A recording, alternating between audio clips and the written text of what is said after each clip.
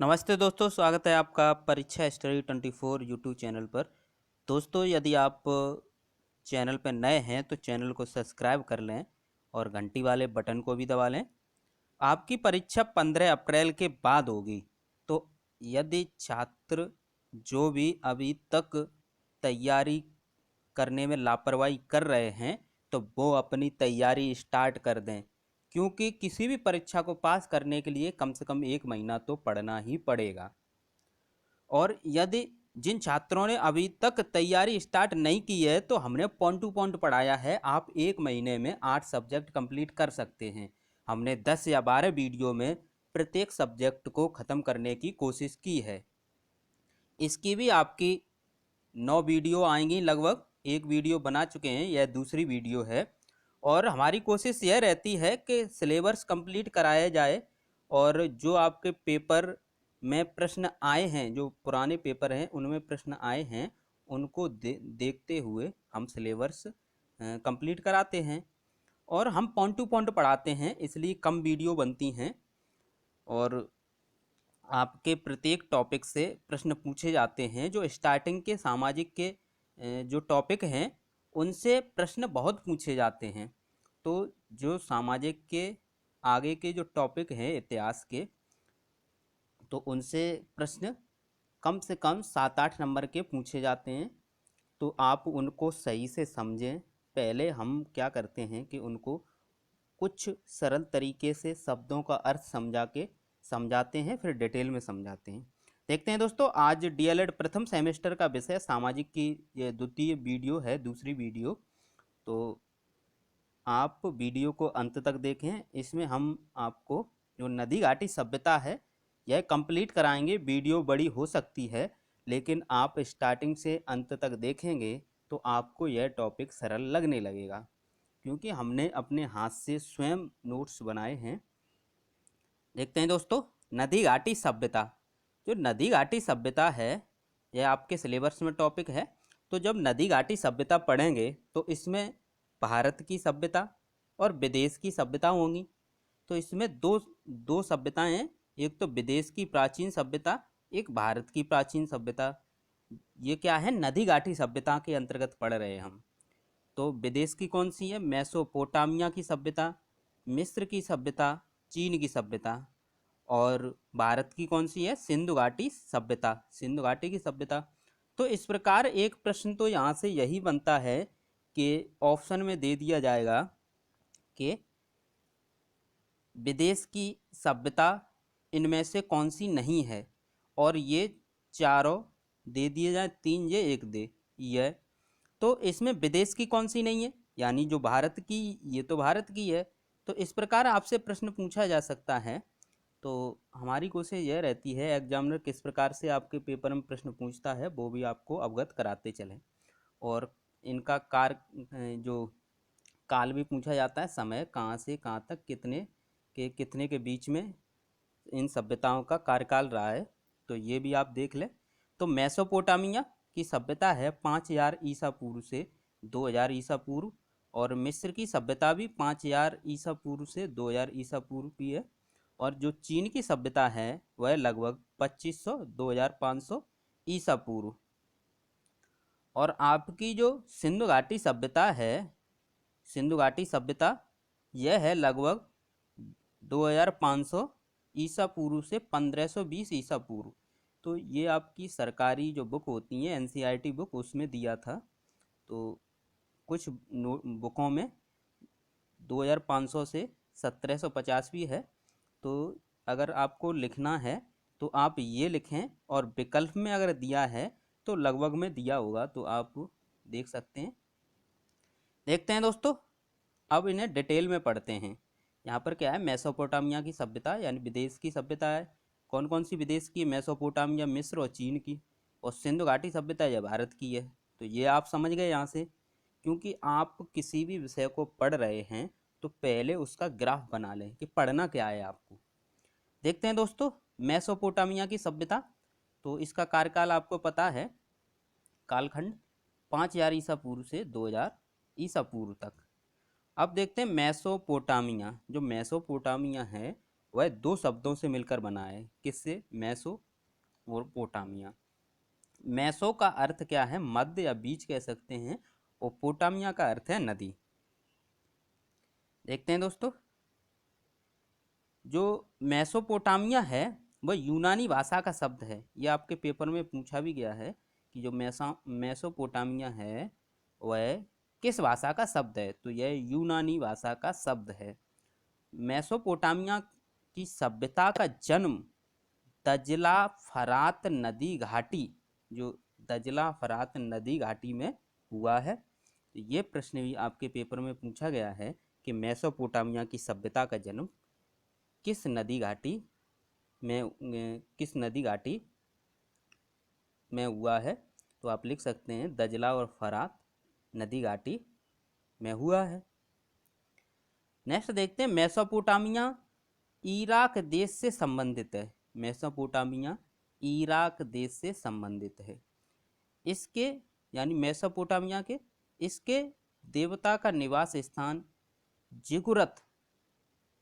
अगर पूछा जाता है कि मेसोपोटामिया के देवता का निवास स्थान कहाँ है, तो जिगुरत है। जो जिगुरत को हम मंदिर कह सकते हैं। वर्तमान में जो मंदिर होते हैं उनमें भगवान होते हैं, भगवान की मूर्ति होती है, उसी प्रकार मंदिरों को क्या कहते थे? वो जिगुरत कहते थे। तो जिगुरत लगभग 21 मीटर ऊंचा है। इसकी लिपि, अगर मेसोपोटामिया की लिपि पूछी जाती है तो वो चित्रात्मक थी। तो इस प्रकार आपने मेसोपोटामिया से जो मेन पॉइंट थे, और इनसे आपके पेपर में ये प्रत्येक पॉइंट जो भी हमने लिखे हैं ये आपके पेपर में आए हुए प्रश्न हैं। तो इस प्रकार आपने देखा। नेक्स्ट देखते हैं, अब इन पॉइंटों के द्वारा हमने आपको समझा दिया। अब आपको डिटेल में पढ़ाते हैं कि जो मेसोपोटामिया की सभ्यता, या फिर हम कह सकते हैं यह सभ्यता दजला फरात नदी के किनारे विकसित हुई है। जिगुरत में इनके प्रमुख देवता निवास करते थे। इनकी लिपि चित्रात्मक थी। अगर मेसोपोटामिया के बारे में लिखने को आता है और पूछा जाता है मेसोपोटामिया किसे कहते हैं या मेसोपोटामिया की सभ्यता किसे कहते हैं, तो आप लिख सकते हैं कि यह सभ्यता दजला फरात नदी के किनारे विकसित हुई है। जिगुरत में इनके प्रमुख देवता निवास करते थे। इनकी लिपि चित्रात्मक थी। और इसमें लिखेंगे सुमेरिया, बेबीलोन और असीरिया, ये सभ्यताएं मेसोपोटामिया में विकसित हुई। तो हम कह सकते हैं कि जो मेसोपोटामिया में जो सभ्यताएं विकसित हुई वो कौन कौन सी हैं? सुमेरिया, बेबीलोन और असीरिया। देखते हैं दोस्तों, मेसोपोटामिया सभ्यता की विशेषताएं। क्या विशेषताएं थीं? तो मेसोपोटामिया के लोग बहुदेववादी थे, यानी एक देवता को नहीं बहुत से देवताओं को मानते थे। बहुदेववादी का मतलब यह है। इनका समाज 3 वर्गों में विभाजित था। ये विशेषता है। यह लोग भौतिकवादी थे। इनका प्रमुख व्यवसाय कृषि तथा पशुपालन था। इनमें राजतंत्रीय व्यवस्था थी। इनका बलि प्रथा में विश्वास था। इस प्रकार आपने मेसोपोटामिया की सभ्यता देखी। एक बार रिवाइज करते हैं। मेसोपोटामिया की सभ्यता, जो इसका कार्यकाल पूछा जाता है तो 5000 ईसा पूर्व से 2000 ईसा पूर्व तक इसका कार्यकाल था, यानी जो काल था इसका, यह सभ्यता। और मेसोपोटामिया, यानी मेसोपोटामिया 2 शब्दों से मिलकर बनी है, यानी मेसो और पोटामिया। मेसो का अर्थ है मध्य और पोटामिया का अर्थ है नदी। अर्थात हम कह सकते हैं 2 नदी के बीच में, यह सभ्यता 2 नदी के बीच में विकसित हुई है। और 2 नदी कौन सी हैं? दजला और फरात। तो मेसोपोटामिया यूनानी भाषा का शब्द है। मेसोपोटामिया की सभ्यता का जन्म दजला फरात नदी घाटी में हुआ है। मेसोपोटामिया इराक देश से संबंधित है। इसके देवता का निवास स्थान जिगुरत है। जिगुरत लगभग 21 मीटर ऊंचा है। इसकी लिपि चित्रात्मक थी। यह सभ्यता दजला फरात नदी के किनारे विकसित हुई। जिगुरत में इनके प्रमुख देवता निवास करते थे। इनकी लिपि चित्रात्मक थी। सुमेरिया, बेबीलोनिया यानी बेबीलोन और असीरिया, ये सभ्यताएं मेसोपोटामिया में हुई हैं, यानी विकसित हुई हैं। तो इस प्रकार आप मेसोपोटामिया में अगर पूछा जाता है कुछ भी, मेसोपोटामिया से क्या आशय है, मेसोपोटामिया का अर्थ बताइए, तो आप लिख सकते हैं। इतना आप लिख देंगे तब भी काम चल जाएगा। देखते हैं दोस्तों नेक्स्ट, जो इसकी विशेषताएं क्या थी। यहाँ के लोग बहुदेववादी थे। जो समाज था वह 3 वर्गों में विभाजित था। लोग भौतिकवादी भी थे। व्यवसाय कृषि और पशुपालन था। जो व्यवस्था थी वो राजतंत्री व्यवस्था थी। और प्रथा क्या थी, बलि प्रथा थी यहाँ पर प्रचलित थी। नेक्स्ट देखते हैं दोस्तों, आपके पेपर में ये प्रश्न पूछा गया है, हम्मुराबी कौन था। हम्मुराबी की विधि संहिता का संक्षिप्त वर्णन कीजिए। विधि संहिता यानी जो संविधान की भाषा में या कानून की भाषा में विधि को, संविधान की भाषा में विधि को कानून कहते हैं। देखते हैं दोस्तों, हम्मुराबी बेबीलोनिया का शासक था। हम्मुराबी कौन था, बेबीलोनिया का शासक था। तो हम्मुराबी बेबीलोनिया का शासक तथा विश्व का प्रथम कानून निर्माता था। इसने संपूर्ण मेसोपोटामिया पर अधिकार कर एक विशाल साम्राज्य की स्थापना की थी। अब देखते हैं हम्मुराबी की विधि संहिता। तो हम्मुराबी के कानून संग्रह को विधि संहिता कहते हैं। किसे कहते हैं, कानून संग्रह को विधि संहिता कहते हैं। इस विधि संहिता में 282 धाराएं तथा लगभग 3600 पंक्तियां हैं। हम्मुराबी ने स्वस्थ समाज एवं राज्य की स्थापना के लिए कानून तैयार करके उसे पत्थर पर लिखवाए थे। स्वस्थ समाज एवं राज्य की स्थापना के लिए कानून तैयार करके उसे पत्थर पर लिखवाए थे। तो इस प्रकार आपने देखा। अब वह क्या कानून थे वह देखते हैं। विधि संहिता की धाराएं कौन कौन सी हैं। कानून को कोई अपने हाथों में नहीं ले सकता। अपराधी को सजा देने का काम सरकार का है। कानून अमीर और गरीब के लिए समान है। श्रमिकों की मजदूरी तय की गई। ब्याज दरें तय की गई। मुआवजा देने की व्यवस्था तय की गई। ये विधि संहिता थी हम्मुराबी की। तो इस प्रकार हम्मुराबी से जो प्रश्न आया है उसे भी आपने समझा। नेक्स्ट देखते हैं दोस्तों, मेसोपोटामिया की सभ्यता आप समझ गए। दजला और फरात नदी घाटी में विकसित हुई है। नेक्स्ट देखते हैं मिस्र की सभ्यता। इसे डिटेल में थोड़ा समझते हैं और लिखना तो आपको 3-4 पॉइंट इसमें से लिख देना है। हम बता दें कहाँ तक लिखना है आपको, यहाँ तक आपको लिखना है, लेकिन डिटेल में समझना इसलिए ज़रूरी है कि इससे प्रश्न बन जाते हैं तो आप उसे लिख सकें। देखते हैं दोस्तों, मिस्र की सभ्यता का विकास नील नदी की घाटी में हुआ था। मिस्र की सभ्यता का विकास कहाँ हुआ, नील नदी की घाटी में हुआ था। और मेसोपोटामिया की सभ्यता का विकास दजला और फरात नदी घाटी के बीच में हुआ था। तो इस प्रकार मिस्र की सभ्यता का विकास नील नदी की घाटी में हुआ था, इसलिए इस सभ्यता को नील नदी की देन तथा नील नदी की घाटी सभ्यता भी कहा जाता है। तो इस प्रकार अगर पूछा जाता है मिस्र की सभ्यता से क्या आशय है या मिस्र की सभ्यता के बारे में लिखिए, तो आप इतना लिख सकते हैं। नेक्स्ट देखते हैं दोस्तों आगे। नील नदी मिस्र के 50 किलोमीटर चौड़े 800 किलोमीटर लंबे भू क्षेत्र को उर्वर बनाती है। यह उपजाऊ मिट्टी तथा सिंचाई की सुविधा प्रदान करती है, इसलिए मिस्र की सभ्यता को नील नदी का वरदान कहते हैं। ये प्रश्न आपके पेपर में पूछा गया है कि मिस्र नील नदी को मिस्र का वरदान क्यों कहते हैं, यानी मिस्र की सभ्यता को नील नदी का वरदान क्यों कहते हैं, ये प्रश्न पूछा गया था। तो आप लिख सकते हैं कि यह जो नील नदी है, नील नदी उपजाऊ मिट्टी तथा सिंचाई की सुविधा प्रदान करती है। अगर शॉर्ट में लिखना चाहते हैं तो आप लिख सकते हैं नील नदी उपजाऊ मिट्टी तथा सिंचाई की सुविधा प्रदान करती है, इसलिए मिस्र की सभ्यता को नील नदी का वरदान कहते हैं। नेक्स्ट देखते हैं दोस्तों, पिरामिड मिस्र देश में हैं।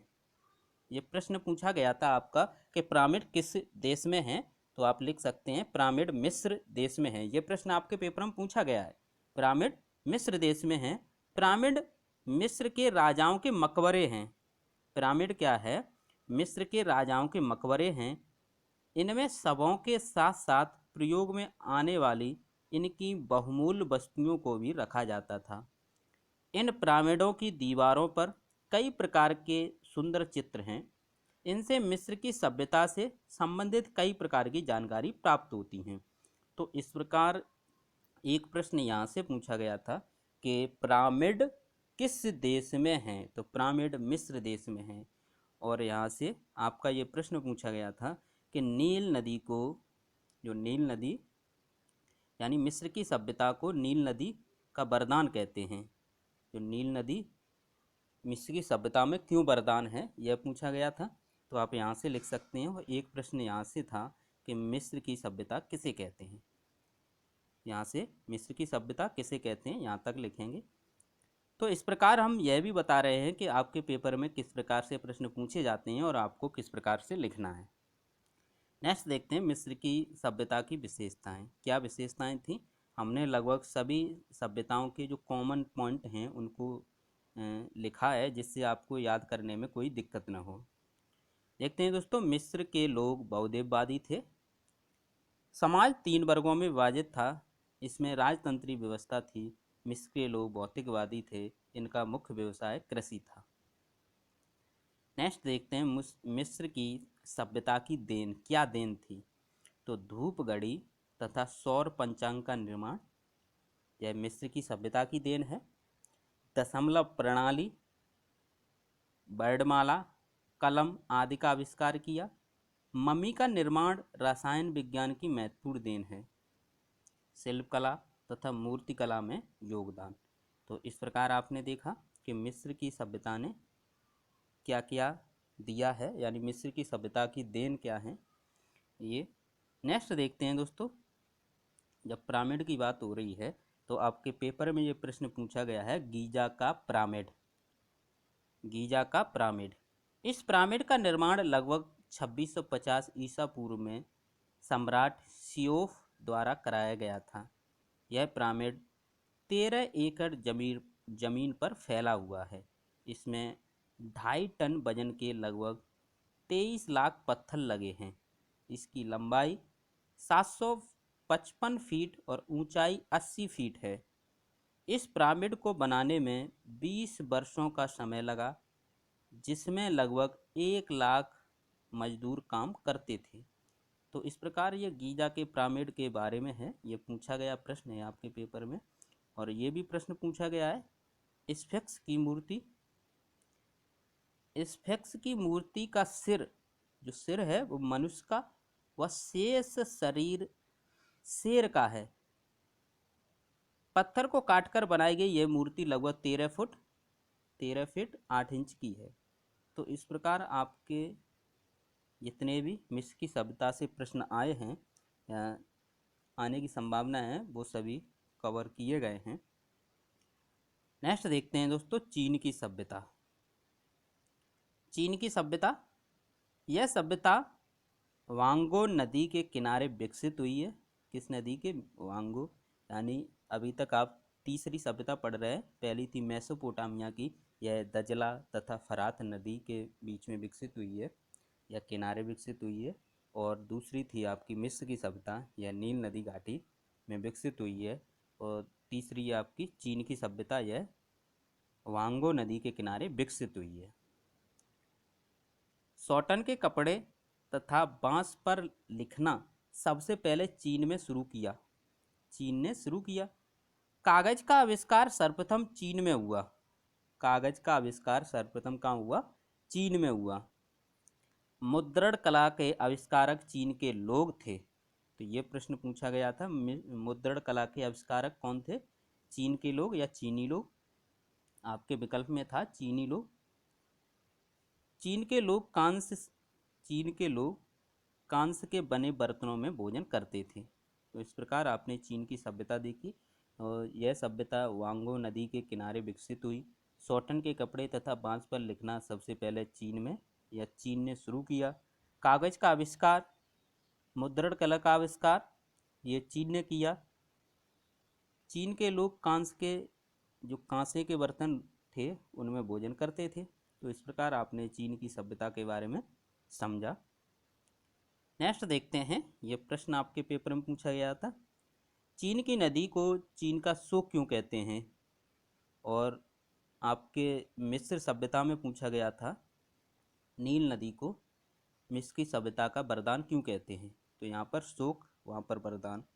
देखते हैं दोस्तों, बाढ़ के कारण वांगो नदी अपना धरातल बदल देती थी और घरों में पानी भर जाता था। चारों ओर तबाही ही तबाही हो जाती थी, इसलिए इस नदी को चीन का शोक कहते हैं। क्यों कहते थे? क्योंकि चीन की जो नदी है वह, उसमें बाढ़ आ जाती थी जिससे तबाही हो जाती थी। तो आप लिख सकते हैं कि बाढ़ के कारण वांगो नदी अपना धरातल बदल देती थी और घरों में पानी भर जाता था, चारों ओर तबाही हो जाती थी, इसलिए इस नदी को चीन का शोक कहते थे। नेक्स्ट देखते हैं, चीन की सभ्यता की विशेषताएं। चीन के लोग अपने पूर्वजों और राजा के उपासक थे। समाज 4 वर्गों में बटा था। इसमें राजतंत्री व्यवस्था थी। ये लोग भौतिकवादी थे। इनका मुख्य व्यवसाय कृषि एवं पशुपालन था। तो इस प्रकार आपने 3 सभ्यताएं देखी, मेसोपोटामिया, मिस्र की सभ्यता और चीन की सभ्यता। अब आप सोच रहे होंगे सर बार बार एक पिछली जो कराते हैं उसे रिपीट क्यों करते हैं? क्योंकि आप तुलना करके पढ़ोगे तभी याद रहेगा, नहीं तो चीन की सभ्यता में मिस्र की सभ्यता मिक्स कर दोगे और मेसोपोटामिया की सभ्यता में चीन की सभ्यता मिक्स कर दोगे। जब तीनों को अंतर करके पढ़ोगे तब आपको याद रहेगा सही से। चीन की सभ्यता की देन क्या है? कागज, स्याही, छपाई का आविष्कार चीन ने किया। कागज मुद्रण, ताश, बारूद, कुतुबनुमा, भूकंपमापी यंत्र आदि का आविष्कार किया। चीन ने सर्वप्रथम प्रतियोगिता परीक्षाओं का संचालन प्रारंभ किया। तो इस प्रकार ये चीन की सभ्यता की देन है। नेक्स्ट देखते हैं, चीन की दीवार। ये प्रश्न पूछा गया है चीन की दीवार से। इस दीवार का निर्माण लगभग 2200 ईसा पूर्व में चीन के सम्राट शी हुआंगटी के शासनकाल में हुआ था। इसकी लंबाई 2400 किलोमीटर, चौड़ाई 20 फीट, ऊंचाई 22 फीट है। तो इस प्रकार ये चीन की दीवार है। देखते हैं, धर्म प्रचारक। ये आपके पेपर में प्रश्न पूछे भी गए हैं कि 2 धर्म प्रचारक के बारे में लिखिए। तो धर्म प्रचारक कौन कौन थे चीन के? लाओ त्से, कन्फ्यूशियस। देखते हैं इनके बारे में। इनका जन्म यानी लाओ त्से, इनका जन्म 640 ईसा पूर्व में चीन के वान प्रांत में हुआ था। उनका वास्तविक नाम ली था। क्या था? ली। बाद में ताओ की उपाधि धारण की थी। किसकी उपाधि? ताओ की उपाधि धारण की थी। इन्होंने ताओ ते चिंग नामक ग्रंथ लिखा था। इनकी मृत्यु 517 ईसा पूर्व में हो गई थी। तो ये कौन थे? धर्म प्रचारक। कौन? लाओ त्से। कन्फ्यूशियस का जन्म 551 ईसा पूर्व चीन के प्रतिष्ठित परिवार में हुआ था। उनका जन्म चीन के शांतुंग प्रांत के लू नामक नगर में हुआ था। उनके पिता का नाम कुंगफू था। 479 ईसा पूर्व में उनकी मृत्यु हो गई। किसकी? कन्फ्यूशियस की। तो इस प्रकार आपने ये 2 धर्म प्रचारक देखे, लाओ त्से और कन्फ्यूशियस। नेक्स्ट देखते हैं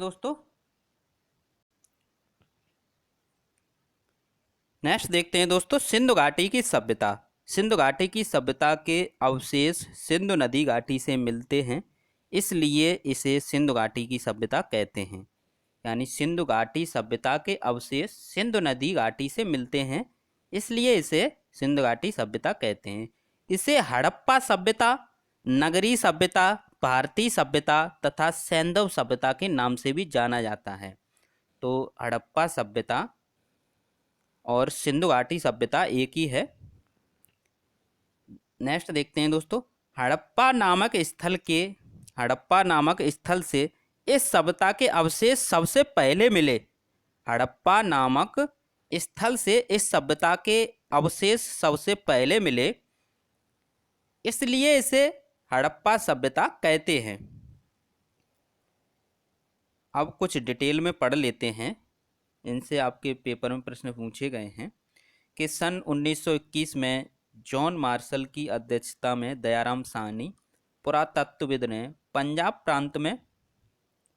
प्रांत में हड़प्पा नामक स्थल की खोज की थी।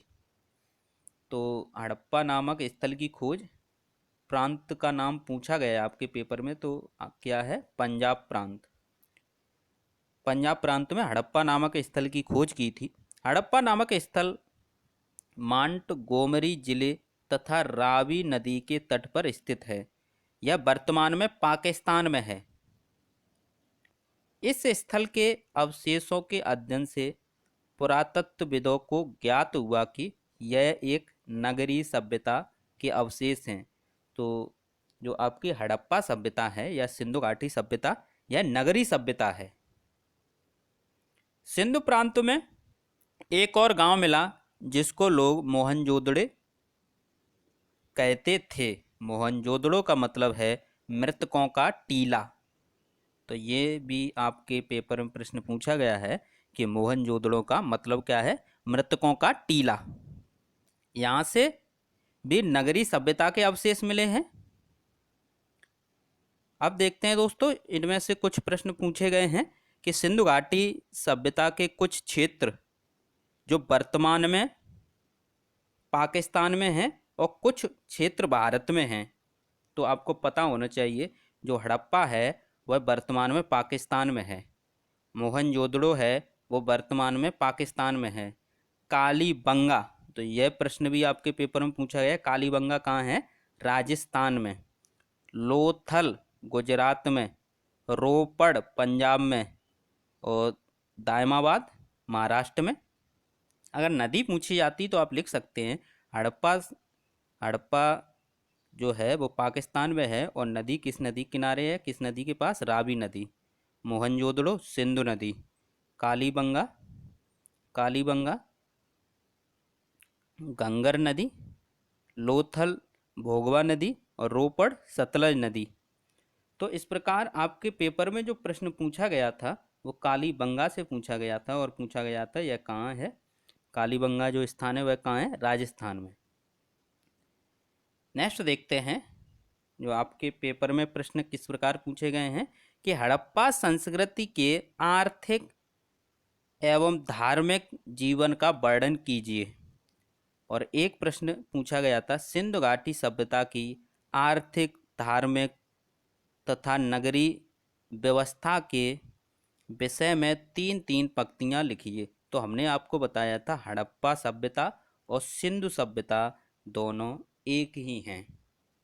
किसी भी प्रकार से प्रश्न पूछा जाए तो कंफ्यूज होने की ज़रूरत नहीं है।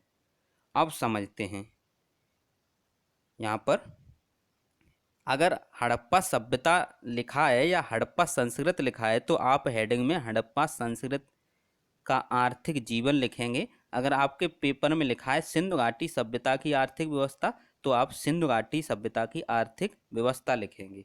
तो ये समझ लीजिए, जिस प्रकार से प्रश्न पूछा जाए हेडिंग उसी प्रकार से आप बनाएंगे। देखते हैं दोस्तों, उद्योग धंधे, कृषि, पशुपालन तथा शिल्प कार्य आदि इस सभ्यता के लोगों के आर्थिक जीवन के मुख्य आधार थे। सिंधु घाटी के निवासियों का मुख्य भोजन गेहूं, जौ तथा चावल। तो ये भी प्रश्न आपके पेपर में पूछा गया है 1 नंबर में कि सिंधु घाटी के निवासियों का मुख्य भोजन क्या था? गेहूं, जौ तथा चावल।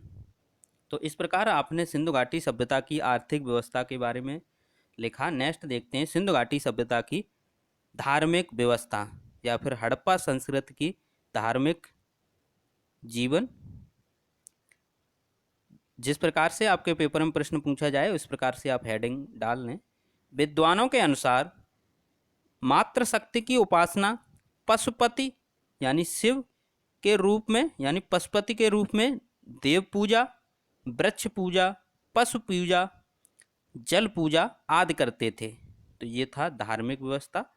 नेक्स्ट देखते हैं दोस्तों, सिंधु घाटी सभ्यता की नगरीय सभ्यता। नगरों का निर्माण एक निश्चित योजना के आधार पर किया गया था।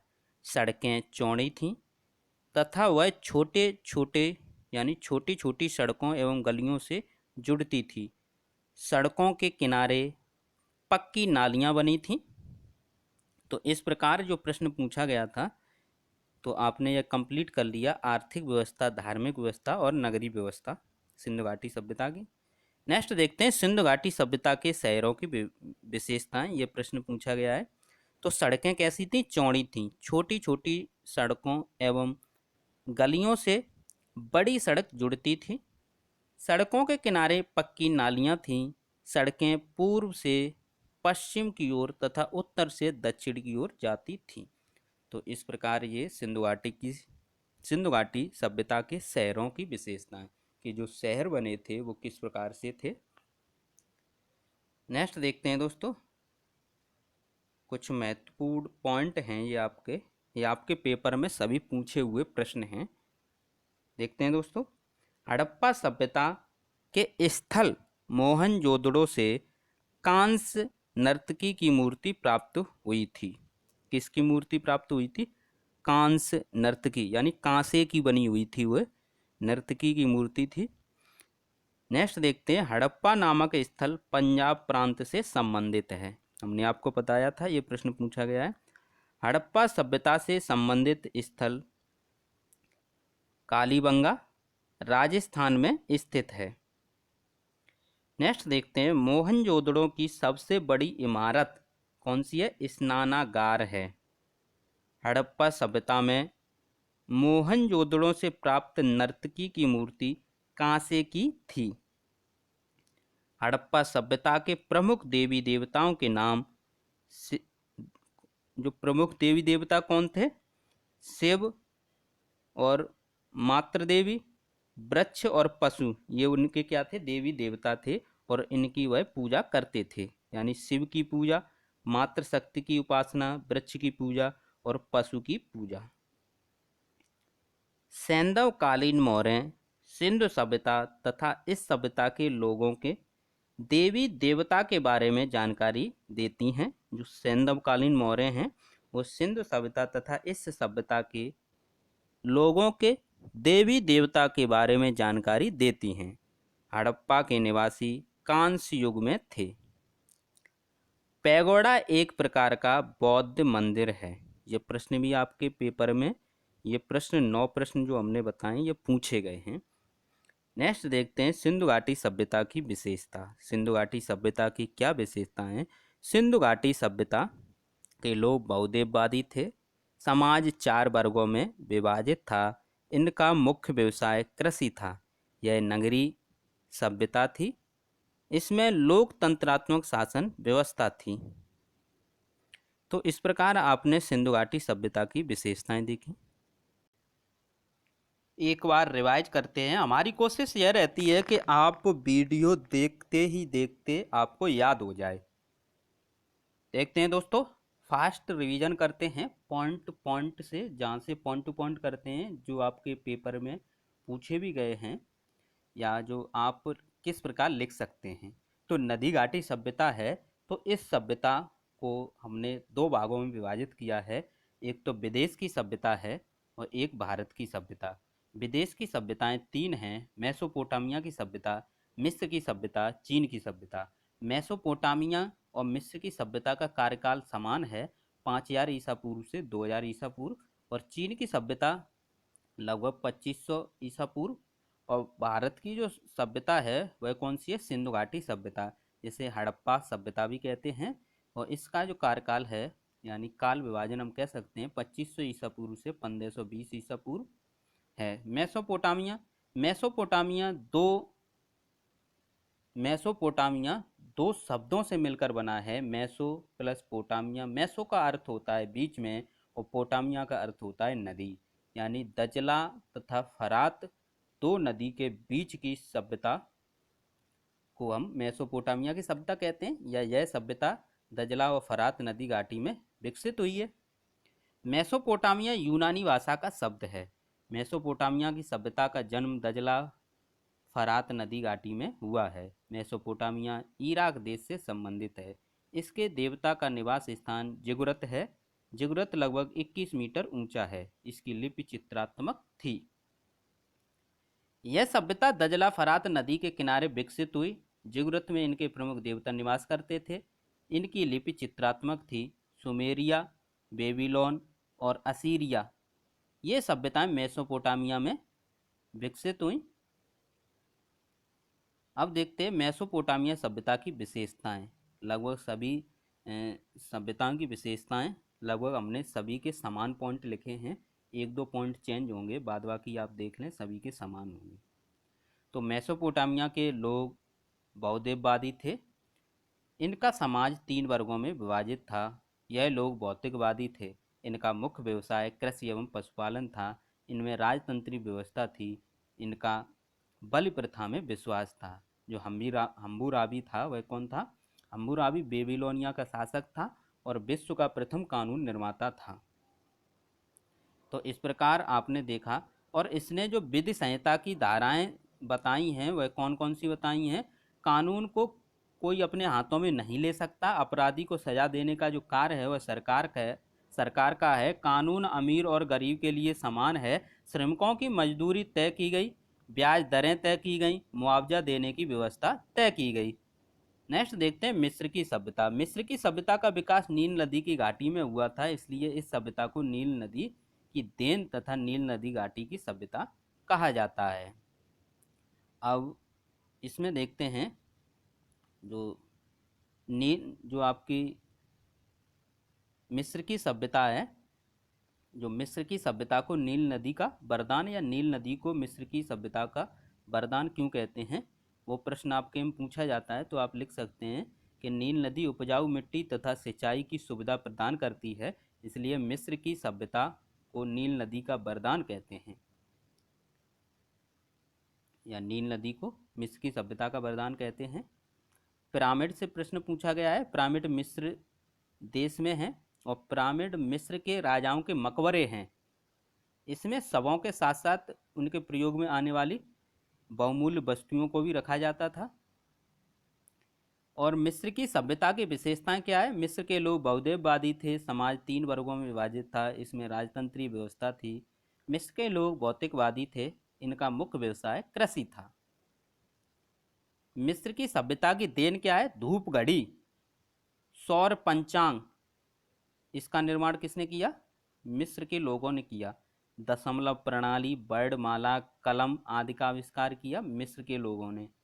और मम्मी का निर्माण रसायन विज्ञान की महत्वपूर्ण देन थी। शिल्प कला है, मूर्ति कला में भी योगदान दिया मिस्र के लोगों ने। गीजा का पिरामिड, गीजा का पिरामिड देखते हैं। इस पिरामिड का निर्माण लगभग 2650 ईसा पूर्व में सम्राट सियोफ द्वारा कराया गया था। नेक्स्ट देखते हैं दोस्तों स्फिंक्स की मूर्ति। स्फिंक्स की मूर्ति का जो सिर है वह मनुष्य का है और बाद बाकी जो शरीर है वह शेर का है। नेक्स्ट देखते हैं दोस्तों चीन की सभ्यता। यह सभ्यता वांगो नदी के किनारे विकसित हुई। सॉटन के कपड़े तथा बांस पर लिखना सबसे पहले चीन ने ही शुरू किया। कागज का आविष्कार सर्वप्रथम चीन ने किया। मुद्रण कला के आविष्कारक भी चीन के लोग थे। यहाँ चीन के लोग कांस्य के यानी कांसे के बर्तन में भोजन करते थे। और चीन की नदी को चीन का सुख क्यों कहते थे? क्योंकि चीन की जो नदी थी उसमें बाढ़ आ जाती थी और घरों को बहा ले जाती थी, यानी घरों में पानी भर जाता था। इसलिए चीन की नदी को चीन का शोक कहते थे। चीन की सभ्यता की जो विशेषताएं हैं, चीन के लोग अपने पूर्वजों और राजाओं के उपासक थे। समाज 4 वर्गों में विभाजित था। इसमें राजतंत्री व्यवस्था थी, लोग भौतिकवादी थे और व्यवसाय क्या था? कृषि तथा पशुपालन। चीन की सभ्यता की जो देन है वो कागज है, स्याही है, छपाई का आविष्कार किया था। कागज, मुद्रण, ताश, बारूद, कुतुबनुमा, भूकंप मापी ये यंत्र हैं, यह इन सब का आविष्कार भी चीन ने ही किया था, यानी चीन के लोगों ने किया। और प्रतियोगिता परीक्षाओं का संचालन भी प्रारंभ किया था चीन ने। जो चीन की दीवार है वह लगभग 2200 ईसा पूर्व में चीन के सम्राट शी वांगटी के शासनकाल में हुआ था। जो निर्माण कब हुआ था? शी वांगटी के शासनकाल में हुआ था। इसकी जो लंबाई है 2400 किलोमीटर और 20 फुट, जो 20 फुट आपकी चौड़ी है और ऊंचाई 22 फुट है। धर्म प्रचारक आपके लाओसे और कन्फ्यूशियस हैं। नेक्स्ट देखते हैं दोस्तों, सिंधु घाटी की सभ्यता। सिंधु घाटी सभ्यता के अवशेष सिंधु नदी घाटी से मिलते हैं, इसलिए इसे सिंधु घाटी सभ्यता कहते हैं। इसे ही हड़प्पा सभ्यता भी कहते हैं। मोहनजोदड़ो यह एक नगरी सभ्यता थी और सिंधु प्रांत में एक और गांव मिला जिसको लोग मोहनजोदड़ो कहते थे। मोहनजोदड़ो का मतलब था मृतकों का टीला। यहाँ से भी नगरी सभ्यता के अवशेष मिले हैं। और सिंधु सभ्यता के कुछ क्षेत्र जो वर्तमान में कुछ पाकिस्तान में है, कुछ भारत में है। हड़प्पा पाकिस्तान में है, मोहनजोदड़ो पाकिस्तान में है, और काली बंगा आपका राजस्थान में है, लोथल गुजरात में, रोपड़ पंजाब में, दैमाबाद महाराष्ट्र में। और यहाँ पर सिंधु घाटी सभ्यता की आर्थिक व्यवस्था या फिर हड़प्पा संस्कृति या सभ्यता की आर्थिक व्यवस्था देखते हैं। उद्योग धंधे, कृषि, पशुपालन, शिल्प कार्य आदि इस सभ्यता के लोगों के आर्थिक जीवन का मुख्य आधार था। सिंधु घाटी के निवासियों का मुख्य भोजन गेहूं, जौ तथा चावल था। सिंधु घाटी सभ्यता की धार्मिक व्यवस्था। विद्वानों के अनुसार मातृशक्ति की उपासना, पशुपति के रूप में देव पूजा, वृक्ष पूजा, पशु पूजा, जल पूजा आदि करते थे। सिंधु घाटी सभ्यता की नगरी व्यवस्था। नगरों का निर्माण एक निश्चित योजना के आधार पर किया जाता था।